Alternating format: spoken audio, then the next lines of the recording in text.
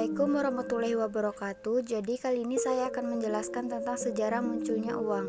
Sejarah munculnya uang dibagi menjadi beberapa bagian. Yang pertama ada masa sebelum barter. Pada zaman ini masyarakat melakukan perdagangan dengan menukarkan barang dengan barang secara langsung. Cara ini dapat berjalan selama tukar-menukar masih terbatas pada beberapa jenis barang saja.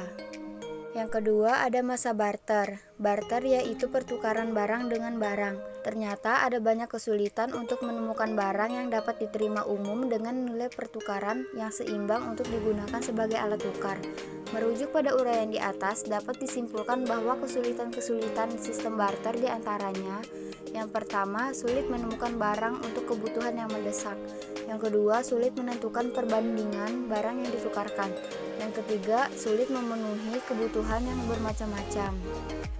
Yang ketiga ada sistem uang dan barang. Pada masa itu orang bersedia menukarkan barang yang berharga untuk mendapatkan barang yang mereka butuhkan. Barang berharga itulah yang disebut uang barang. Sebagai alat perantara pertukaran barang atau uang barang, barang tersebut dapat diterima dan dibutuhkan semua orang. Dan yang terakhir ada masa uang. Pembuatan uang muncul karena kesulitan yang timbul dalam sistem barter atau sistem uang barang. Orang mulai berpikir untuk menemukan suatu alat yang mempermudah proses penukaran barang. Logam kemudian dipilih sebagai alat tukar karena memiliki nilai yang tinggi, yang digemari umum, tahan lama, tidak mudah rusak, mudah pecah tanpa mengurangi nilai, dan mudah dipindahkan. Namun, kesulitan kembali muncul ketika perkembangan pertukaran yang harus dilayani dengan uang logam bertambah. Sementara jumlah logam mulia terbatas, penggunaan uang logam juga sulit dilakukan untuk transaksi dalam jumlah besar, maka lahirlah uang kertas. Selanjutnya adalah mengenai pengertian uang. Secara umum, pengertian uang adalah sesuatu yang dapat diterima oleh masyarakat umum sebagai alat pembayaran dan alat tukar-menukar yang sah. Pengertian uang juga dapat dilihat dalam buku karya para ahli, seperti buku Money karya Robertson, buku Modern Banking karya R.S. Sayers, buku The Veil of Money karya A.C. Pigou, Albert Gerhard dengan Money, Debt, and Economic Activity, Rollin G. Thomas dalam buku Our Modern Banking and Monetary System. Seperti berikut A.C. Pigou dalam The Veil of Money. Uang adalah segala sesuatu yang umum digunakan sebagai alat tukar. Robertson dalam buku Money is something which is widely in payment for goods. Dan artinya sebagai berikut. R.S. Sayers dalam buku Modern Banking, Money is something that is widely accepted for the settlement of debt. Dan artinya sebagai berikut. Albert Gerhard dalam buku Money, Debt, and Economic Activity, Money is property which the owner can pay off the debt and with certainly without delay. Dan yang terakhir, Rollin G. Thomas dalam buku Our Modern Banking and Monetary System, seperti berikut ini.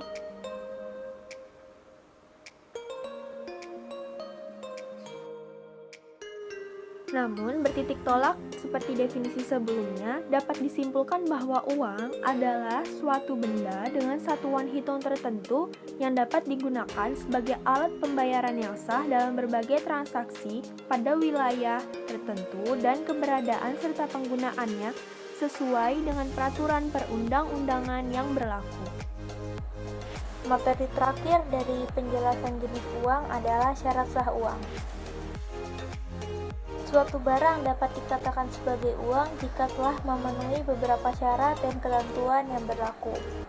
Salah satunya acceptability dan cognizability. Syarat utama suatu barang bisa disebut uang adalah diterima secara umum oleh masyarakat sebagai alat tukar.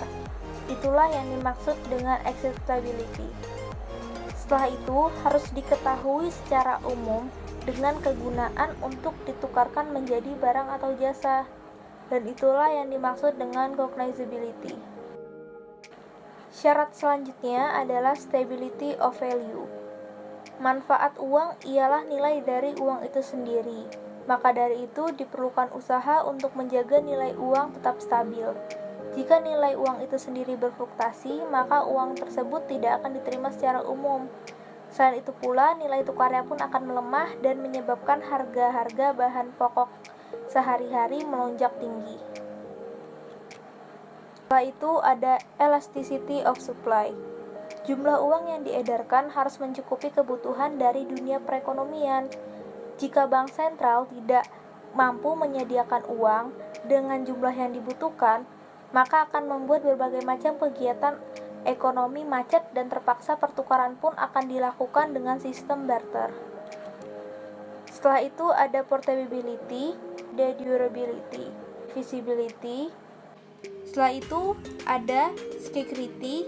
Itulah yang dapat kelompok kami sampaikan. Mohon maaf bila ada kekurangan. Terima kasih.